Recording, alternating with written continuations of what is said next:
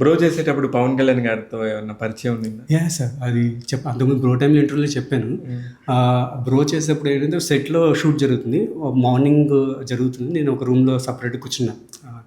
Set cut అయిన తర్వాత ఇలా వస్తున్నారు ఒక వ్యక్తి సిలౌట్లో పవన్ కళ్యాణ్ వస్తున్నారు.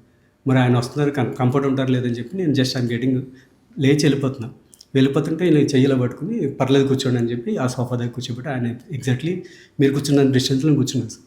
కూర్చుని హీ వాజ్ ఆస్కింగ్ ఏ ఊరు, ఏ పేరు, ఎప్పటి నుంచి చేస్తున్నారు ఇవన్నీ అడిగేశాను. ఇంకా ఏదో ఎప్పుడు దొరికిన ఆపర్చునిటీ టప్ప ఆన్సర్ చెప్పేసుకుంటూ ఉన్నా. ఈ లోపల కొబ్బరి నీళ్ళు వస్తే అలా అసిస్టెంట్ తీసుకొచ్చి నాకు పంపించే తాగా. ఇంకేమైనా అడగండి సార్ అని టెన్షన్ దాన్ని. ఇంకా ఇలా కూర్చున్నాను కాస్త తెలియకుండా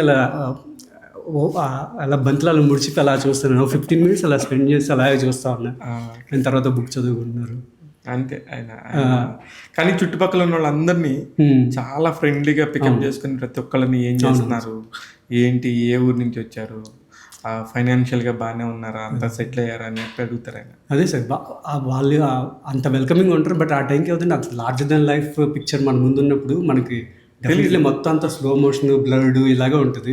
కానీ ఇప్పుడు మీరు ఎప్పుడన్నా ఊహించారా పవన్ కళ్యాణ్ గారి దగ్గరికి వెళ్ళి ఇలా కూర్చొని మాట్లాడతామని? సాయి ధరమ్ తేజ్ గారు, ఓ పక్క నాని గారు, ఇలా వాళ్ళందరితో చేసినప్పుడు ఇంతకంటే అదృష్టం ఏముంటుందని ఒక ఫీలింగ్ అయితే ఉంటుంది కదా. డెఫినెట్లీ ఇప్పుడు నేను వెనక్కి తిరిగి చూసుకుంటే నా లైఫ్లో ఫిలిం కెరీర్లో పర్టికులర్గా నాకు చాలా మైల్ స్టోన్స్ ఉన్నాయి సార్. ఒకటి నా డెబ్యూ హీరోగా చేసిన 2 ఒకే రోజు రిలీజ్ అయ్యాయి. అండ్ ఎన్టీఆర్ గారు లేని తర్వాత ఆయన రిప్రజెంట్ చేసింది ఎవరు బాడీ డబుల్ అవ్వచ్చు, లేకపోతే ఫేషియల్ సూపర్ ఇంపోజిషన్ అవ్వచ్చు, ఆయన పేరును పోయడం చాలా పెద్ద భాగ్యం అనిపించింది సార్. ఎన్టీఆర్ గారి పేరు మీరు మోసేశారు మహానటిలో. అంటే like there are so many milestone. Pawan Kalyan గారు, నెక్స్ట్ సాయి ధరమ్ తేజ్ గారు, చాలా మంది ఉన్నారు సార్. మహేష్ బాబు గారితో చేశాను. ఇంకా చాలా మంది. మహేష్ బాబు గారితో ఏం సినిమా ఫ్లోలో వచ్చింది. మహర్షిలో చేశాను సార్. మహర్షి ఇప్పుడు చూస్తే మీకు కనిపిస్తుంటాను చూడండి. ఇప్పుడు కనబడుతుంది, అప్పుడు కనబడి ఉండదు కానీ అప్పుడు కనిపించండు. ఇంకా పేరు వచ్చిన తర్వాత మేబీ అప్పుడు రెడ్ రౌండ్ మాట్లాడతా ట్రోల్ అవుతానే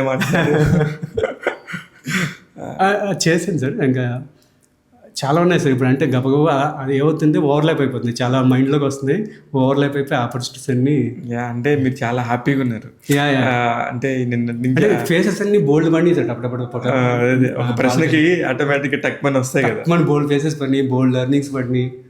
ఇది బ్లెస్సింగే కదా అనిపించింది.